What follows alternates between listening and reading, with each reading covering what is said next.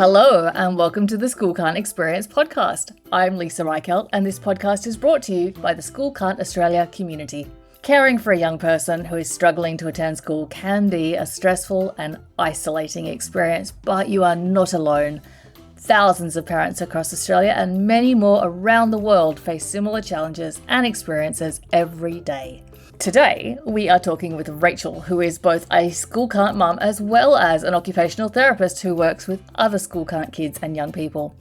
Rachel is going to share her family's story of getting through school can't, and as an extra bonus, if you, like me, have had some trouble getting your head around exactly what an OT does and how they can best help us, Rachel is here to break it down for us and make it all clear and understandable. I hope you enjoy our conversation. Rachel, thank you so much for joining us for this episode of the School Can't Experience podcast. Really pleased that you could share some time with us. You're welcome. Yeah, I'm happy to try and help. Fantastic. Well, let's get started by just getting to know you a little bit. Can you tell us a little bit about yourself, your family? What's your situation?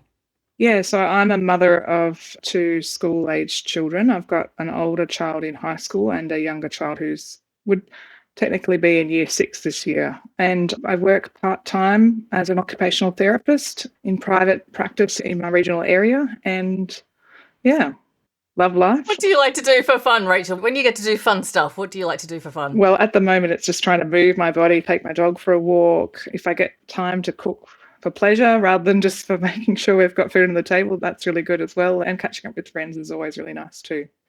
Now, we want to talk to you in kind of two different ways here. One, in terms of your personal experience with school can't in your family, and then secondly, your professional experience as an OT.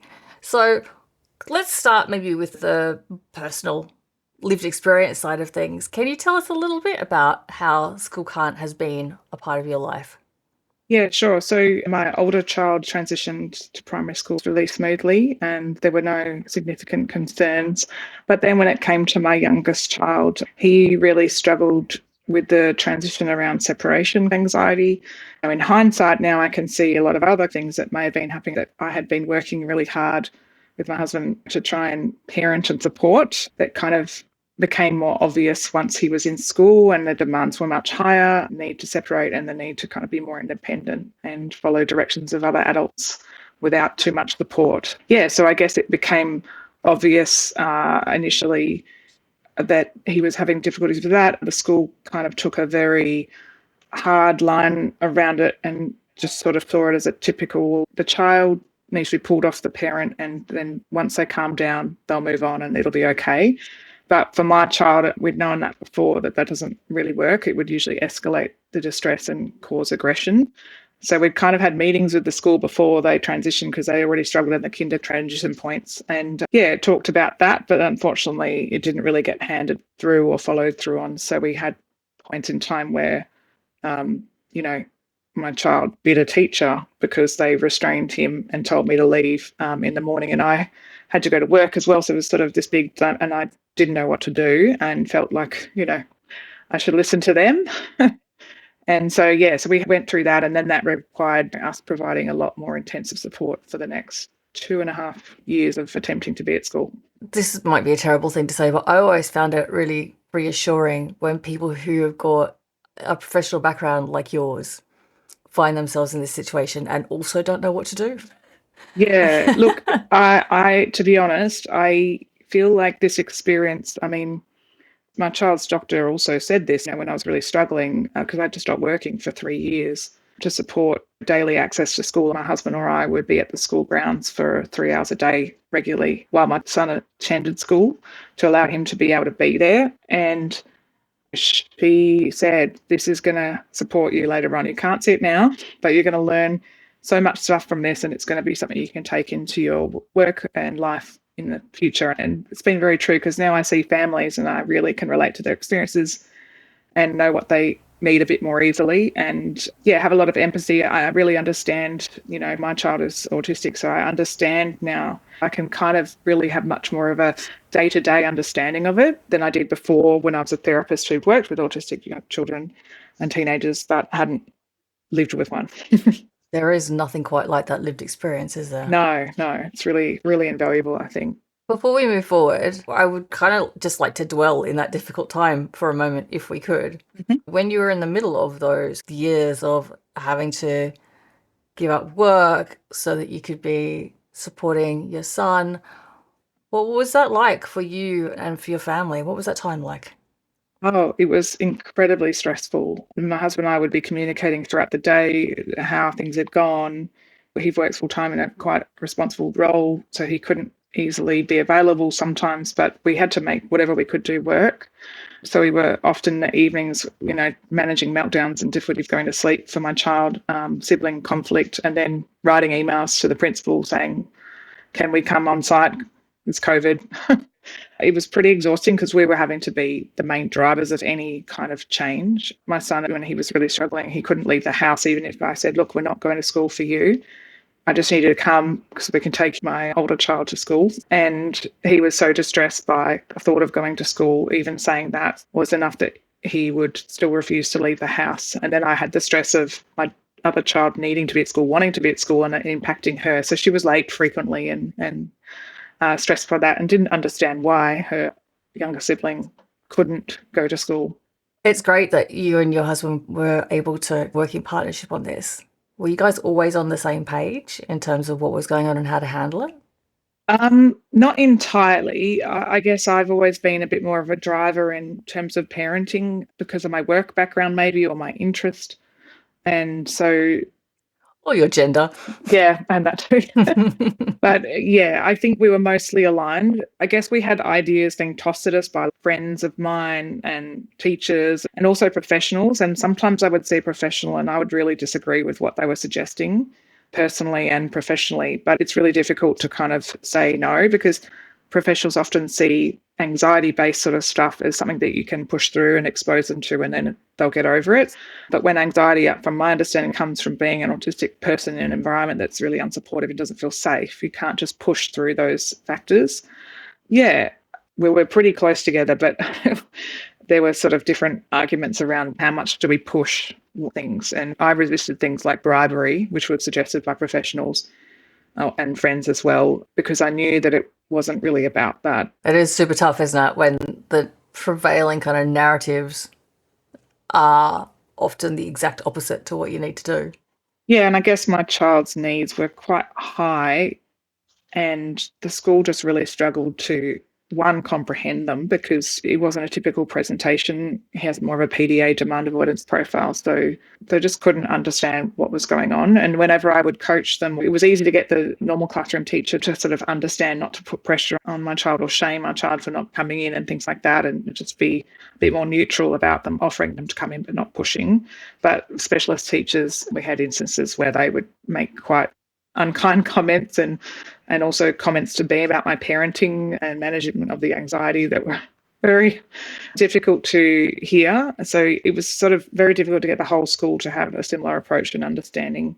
And I really get that. Schools are working really hard and there's just so many parts and they just don't have the resources necessarily to provide as much support as some children need. But it was obviously my role as a parent is to advocate as hard as I could to try and make things work. So you said you were not able to work for 3 years, but you are back working now. Yeah. So what's happened with your child in the time since? Where are things now? Yeah, so my child was at school for foundation year 1 and year 2. And of that time, probably 80% of the time we were there in the school grounds, sitting on a chair outside the building. Sometimes we'd actively have to encourage him to go back into the classroom if he was struggling with a particular thing or whatever, but often we'd just be there. So it just was unworkable. And even when we got some support through funding through the school, it was too little too late by that stage. Just I could see in the future that even if we made goals, we did try it out to see if that would help. But even if we made some progress, then the next year there'd be a new one and it would all go back to having to restart things. And ideally, like overall, the school environment just didn't suit the amount of autonomy and choice my child needed. So we had to, well, I drove the decision to move to home education because life wasn't really livable for me to be in that constant chronic state and for our child and our family as well. It just wasn't workable. Knowing what you know now, if you were to go back in time, would you do that again? Would you sit outside the school for 80% of the school time for 3 years? Or would you No, maybe no. make a different choice? If COVID hadn't been there, I think we would have had more of a chance of things being successful, but I think I would have removed them earlier. And maybe even if I'd been aware they were autistic and that this could be how they were, I might have chosen to home educate from the beginning. Yeah, it's a big commitment though, because I feel once you leave the school system, then the responsibility solely goes onto you as a parent and for me as a primary caregiver. So it's not a magical solution that means you get everything you need, but it does mean that my child is in a less stressed state, and I can see that in their ability and their behaviour, and their aggression levels really dropped over that time. Obviously there's maturity too, but I think a lot of it is around reduced stress. Yeah. Yeah. It's funny what you say about all the responsibility goes to you, because when my son moved to home educating, I could see how much of a relief it was for him. And it kind of was in a way for me, but also you just have this like constant 24/7 stress, don't you? Of, am I doing the right things? Am I doing enough? Whereas at least when they were going to school, by the time it got to 3 o'clock, you go, oh, well, that's it. Nobody's expecting me to do anything now because it's after 3 o'clock or it's a Saturday. So the pressure of home educating is kind of different, isn't it? Yeah, definitely. And I think I had a background when I studied, I did early childhood education as well. So I have a degree in that. So I had kind of understanding of the curriculum and the system, but I knew that it just wasn't going to work. And luckily, I had the guidance of a specialist that he was seeing. Well, mostly I was seeing because he wasn't able to engage directly with them much. She was really helpful because she was fairly neutral about home education. And I finally came to the decision between an appointment and I said, look, we've moved to that. And she said, okay, well, just tell me why you've done that. And then I kind of went through it and there was no judgment. She was quite understanding. And she did talk a lot about education in schools being, like a staircase of learning and how children aren't designed to learn like that, but it's broken down obviously like that to be a system, which I'm sure a lot of the listeners will be aware of as well. And that was really helpful. But I guess it really puts into question, especially when you've been an academic kind of person, you've been to university, dived into that area a lot, and then it challenges that for you as a parent. Did you guys go through a kind of like a deschooling type of phase?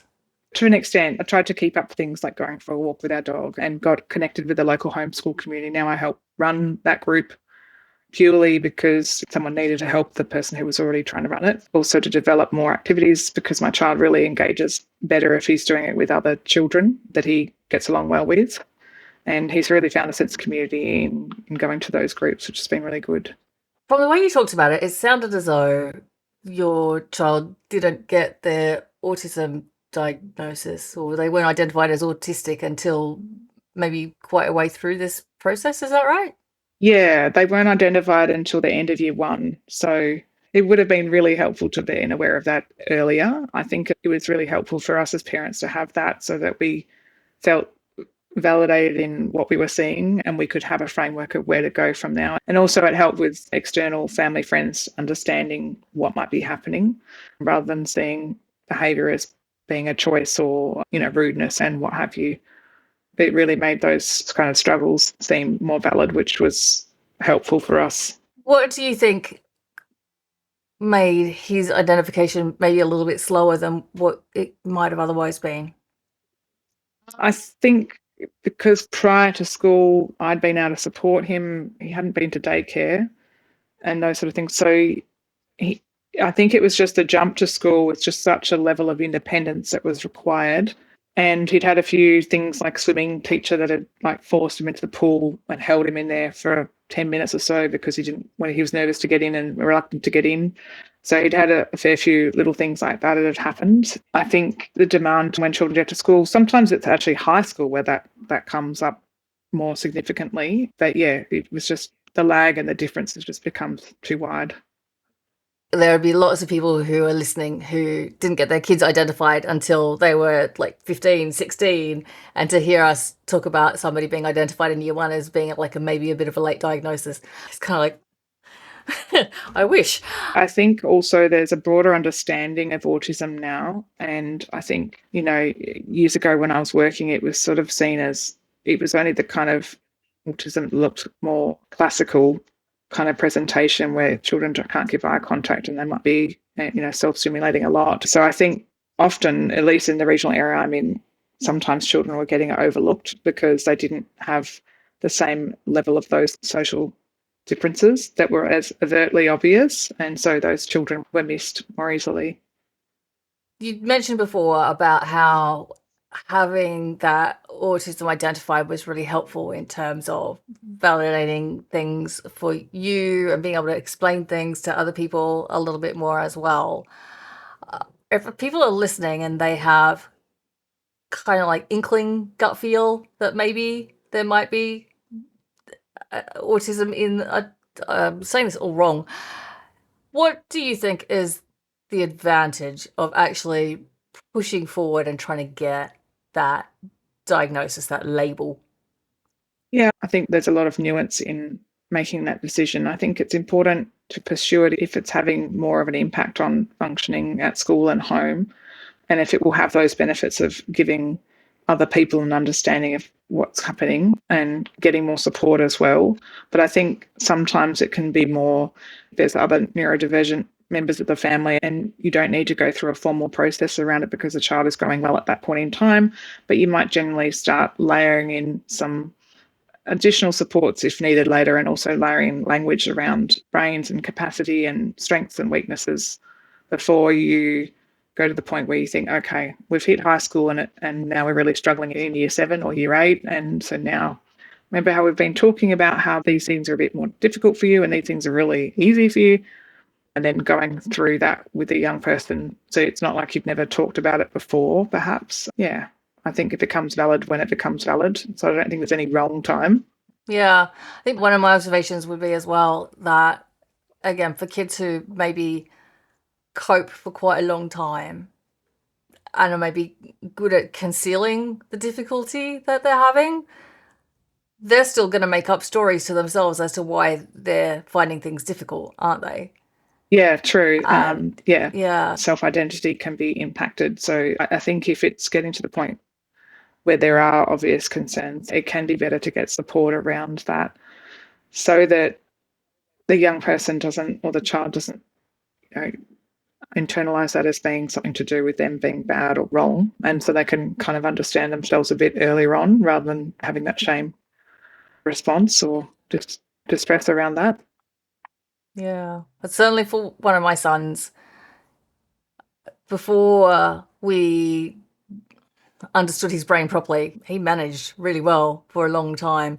But then you get into adolescence and there's all of that complexity of like how much of this is hormonal and being a teenager and how much of it is not, right? And then so when things start not going so well at school and the teachers are like, well, they're bright, they just need to try harder. It's easy as a parent to go, okay, well, what I need to do is I need to be stricter on making sure that the homework gets done and that the study gets done and all of those kinds of things. But actually there could be a lot going on underneath that that's explaining why things are not going well that are actually to do with the way that their brain works. Then that translates into them going, well, everyone just thinks I'm not meeting my potential, so therefore there's something wrong with me, I'm not very good.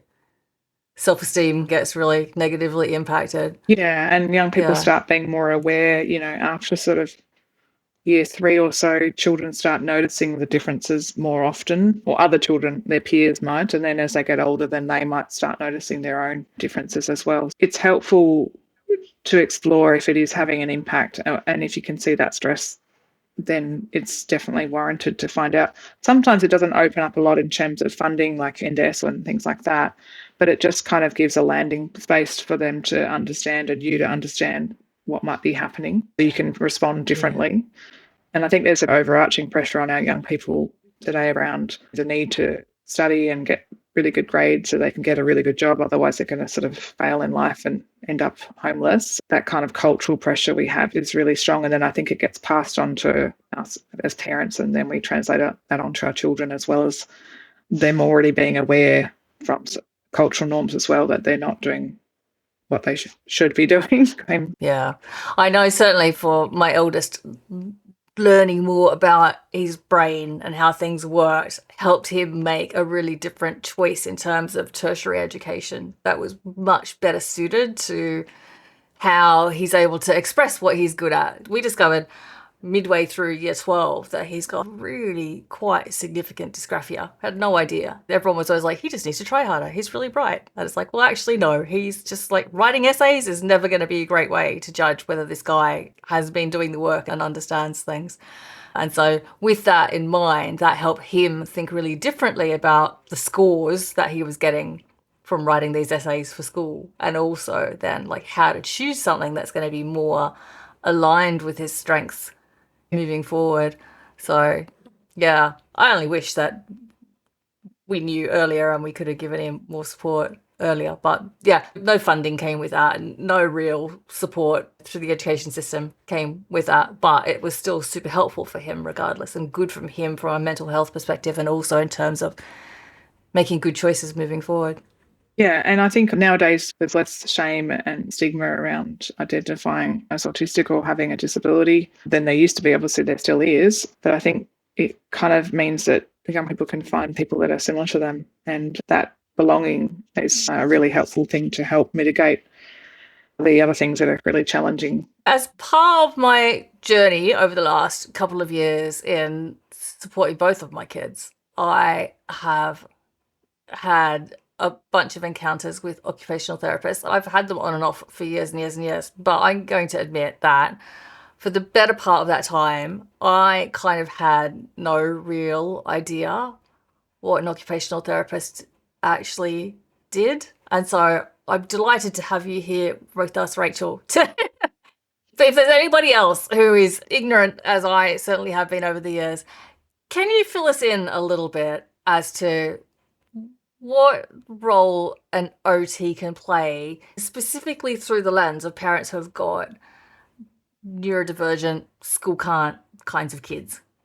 Yeah, well, I might just explain OT in general as well, because it is a bit of a profession that's a little bit misunderstood, or there's a bit of confusion. And you'd be fair enough that you were confused, because I was still unsure what OT was until my third year of studying it. That's very reassuring. But basically, occupation in occupational therapy, instead of it being a job, it just means any activity that we do that provides us with meaning, any activity that we need to do as part of roles like being a parent.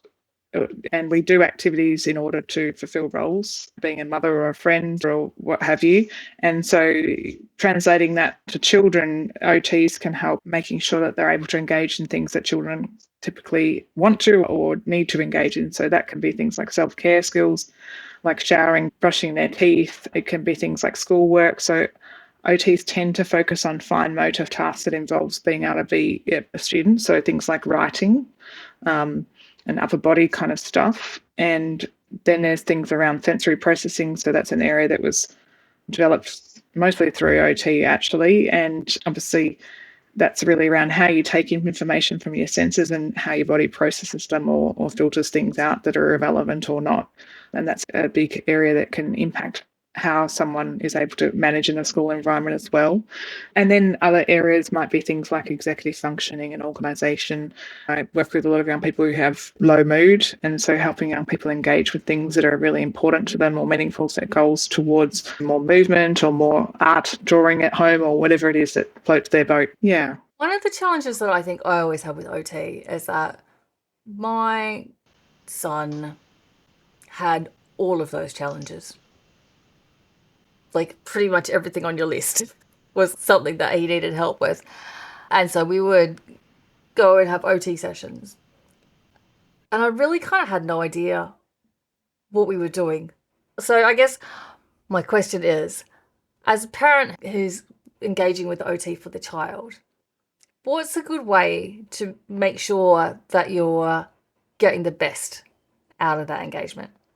I think, like any profession, it is quite varied, and OT is quite varied in terms of where you can work. My background has mostly been in child and youth mental health, so I have that as a big experience base that I draw from. I tend to do a lot of parent coaching as well to support parents to understand how they can support their child better. I'm a strong believer in parents leading the way with that, quite often with young children, rather than doing lots of direct work only with the child.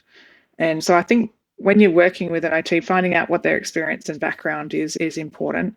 Because some people do great stuff around fine motor and sensory processing, but they don't know what to do with lower mood and things like that. So it really depends who you're seeing, but any OT should be really working with you about what the goals are and trying to engage your child so that they're having a say in what they're doing and getting them back to things that they'd like to be doing. So connecting with friends or doing more fun things at home.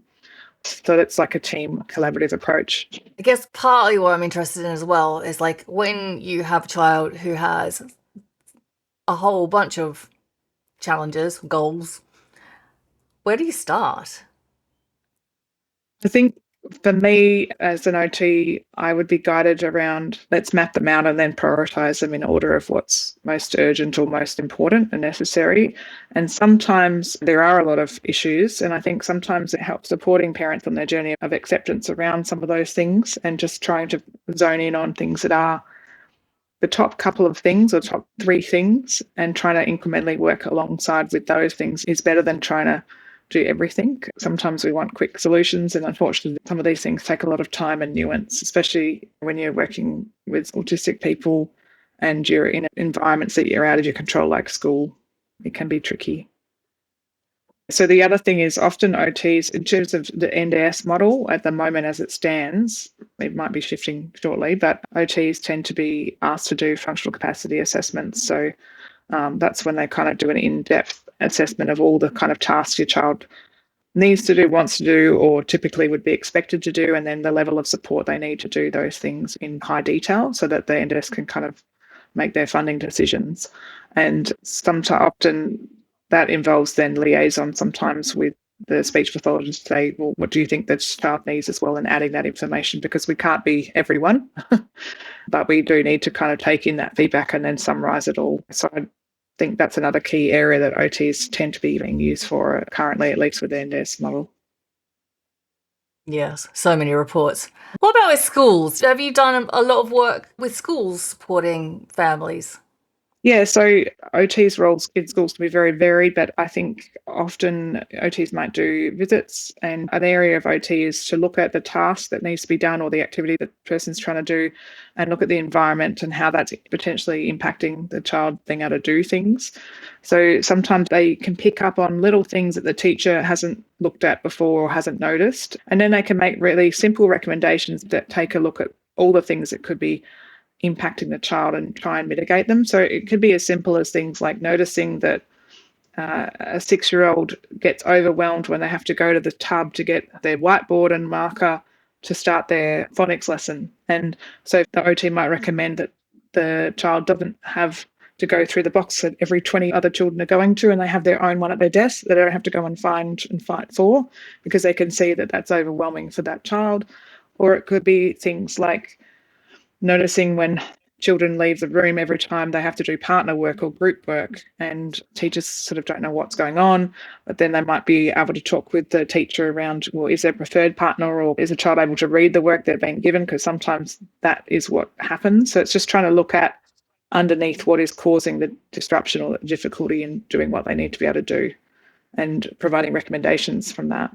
And has your experience been that the educators you work with are pretty open to taking on board those recommendations? It can be really varied. Some people, I haven't even spoken to them, but I've provided a report, and I usually try and provide detailed practical ideas, and then the parent comes back and says, oh, they've implemented them and it's made a world of difference. Now my child is actually able to participate in more lessons than they were because they were refusing due to demand avoidance kind of stuff.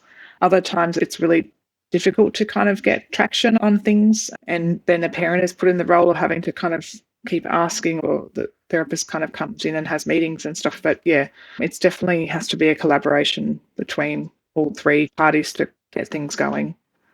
And I think nowadays teachers are, obviously, I really respect the role of teachers and what they're trying to do, because they are under a huge amount of pressure and it can be very difficult to meet lots of needs. So whenever I'm working with a teacher, I try and think of ideas that could be implemented as a whole class level rather than just necessarily individual, that can help everyone so that it's a bit more feasible for them to do. So things like movement breaks and fidgets and things are becoming much more understood as helpful within schools than they were before. So there has been change, but of course it's a slow kind of change. And I imagine too, the sensory profile work that you talked about before would be really helpful to understand how that fits into a school environment as well for a child, yeah? Yeah, I mean, sometimes it's just as simple as an OT saying, look, they really need to have earmuffs available to them when they're doing partner time. They might just do their own work and then come and meet with the teacher. Or it could be simple things like having movement cards in a box as a lucky dip, and everyone gets to choose one once a day or something, and they do it for a few minutes and then they go back to their work. Teachers don't have the headspace to sort of come up with those solutions, but that's, I guess, where the therapist who's looked at the profile can help marry that with what the classroom is like and translate that into some sort of accommodation that's helpful. Well, maybe schools need to start getting their own on-site OTs now in the same way that more of them are getting on-site psychologists. Yeah, I think some schools are, and it depends on the state, but yeah, sometimes they do. So yeah, that would be really helpful too. Wouldn't that be cool? I think that would make a huge difference. Rachel, is there anything else that you would like more people to understand about how OTs can help in this kind of school can't environment? Definitely the environmental analysis and trying to look at stresses within an environment is something that an OT should really be working with the young person, especially if they're a teenager, to try and identify. And sometimes young children can't really express what's happening, but that's where that observation is really helpful. And often what I do with families is get a copy of the timetable that the child currently has, which often parents, when they've got young children, don't have access to. So we get that out, and then I get the children, if they're willing, like, let's just rate them. Which ones do you like? Rate them out of 10, or rate them in like a green is great, yellow is nah, and red is don't like at all. And so we go through that, just because sometimes if your child can't communicate what's stressing them, that can be a really good opening. And then also looking at recess and break time as well, evaluating that time, because sometimes you'll find out that overall they like going to school, but it's maths that they really don't like, or maybe they're good at maths, but they find it really hard to do maths because it's a bit too young for them and they need more challenge. So sometimes it's actually identifying that they actually need more challenge as well. So being open-minded and trying to open that up with your child, and then they can tend to feel a sense of like they've got a little bit of choice and a little bit of, they're being listened to a little bit more. And they might not be able to break it down themselves, but if they've got someone working with them to think through, okay, so when you get to school, how do you go putting your bag away? Is that tricky or is it easy to find? And so walking them through that kind of school day can be really helpful. That sounds brilliant, actually, because I know we talk about school-based stressors all the time. And I'm sure loads of people have got kids like my son who just can't or won't, I'm not sure which one, articulate exactly what the issues are. So it's like, I imagine there are loads of school-based stressors, but I don't really know exactly what they are. I can make educated guesses.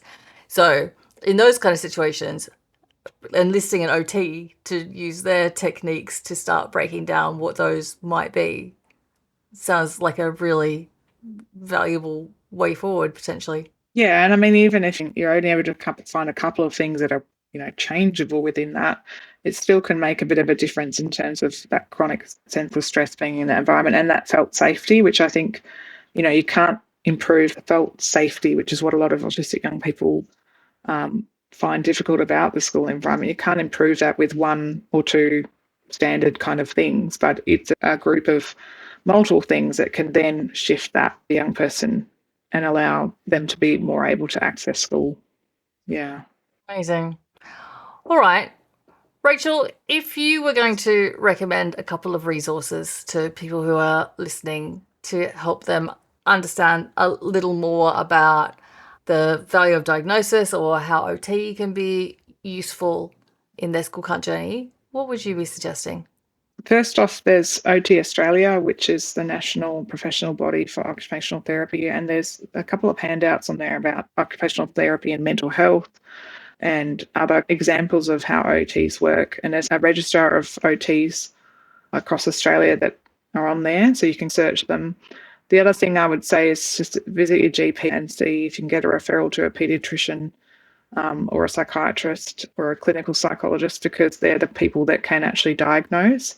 And the process is comprehensive, obviously, for a reason, because we've got to make sure that people are getting identified correctly. And so often when you have a diagnosis, it's usually not one professional. They need to have multiple other people at least one other person and another professional also saying, yes, this is what I see as well. And that's to make sure that things are robust in terms of funding and things like that.